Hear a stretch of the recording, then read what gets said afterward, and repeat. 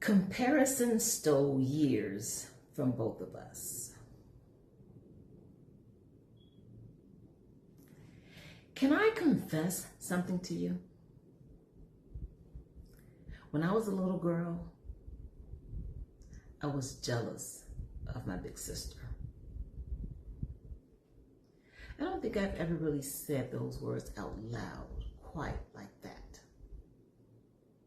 It wasn't that I didn't like her or love her. I adored my sister. I just wanted to look and be like her. I thought she was one of the most beautiful girls I'd ever seen. She was tall. She was graceful. She had this deep, beautiful complexion that seemed to almost glow. She walked, no, she glided, like her feet barely touched the ground. She just always seemed so sure of herself. And every time I looked at her, I wish I looked more like her. Now, don't get me wrong, she never made me feel less than. She never compared herself to me. Those are stories I created in my own mind.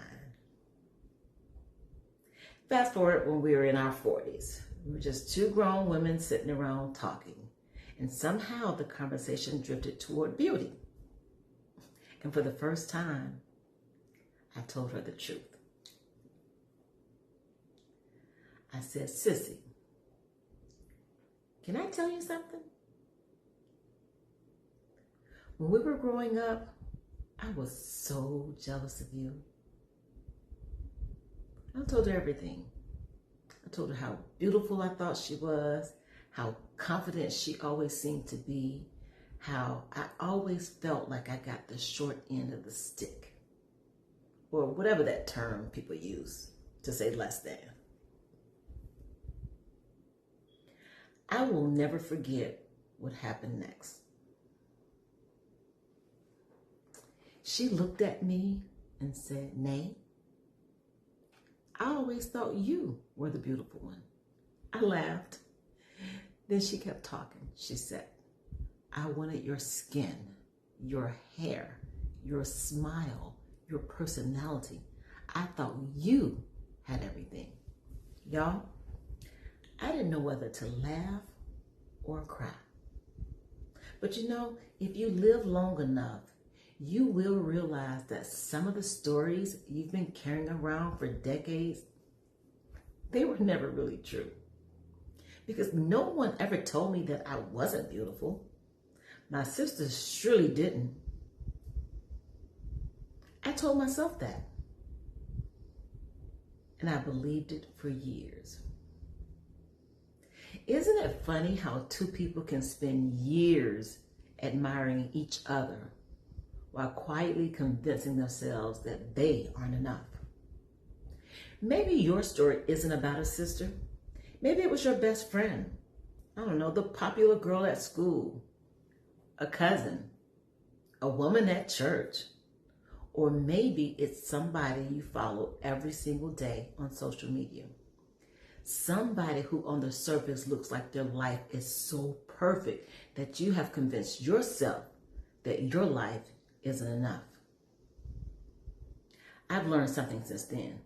Comparison isn't always loud. Sometimes it's incredibly quiet. It sounds like, "I wish I looked like her. I wish I had what she has. I wish I were more like her." And little by little, those thoughts become the way we see ourselves. My sister passed away in 2020. I think about that conversation often. Sometimes I smile, but other times it makes me sad. And I think about it because before she left this earth, we finally told each other the truth. She thought I was beautiful. I thought she was beautiful. We were both wrong about ourselves, but we were right about each other. I kind of wish we'd known that as little girls growing up. Today, I just want to ask you something. Who are you comparing yourself to? And what if, hear me out, just what if the very thing you admire about them has absolutely nothing to do with what makes you special? Maybe instead of asking, why can't I be more like her? We should start asking, what is it that I have been overlooking about myself? Because if there's one thing that my sissy taught me, it's this. Don't you dare wait 40 years to believe something beautiful about yourself. I'll see you next time. Until then, live out loud and be your own kind of beautiful.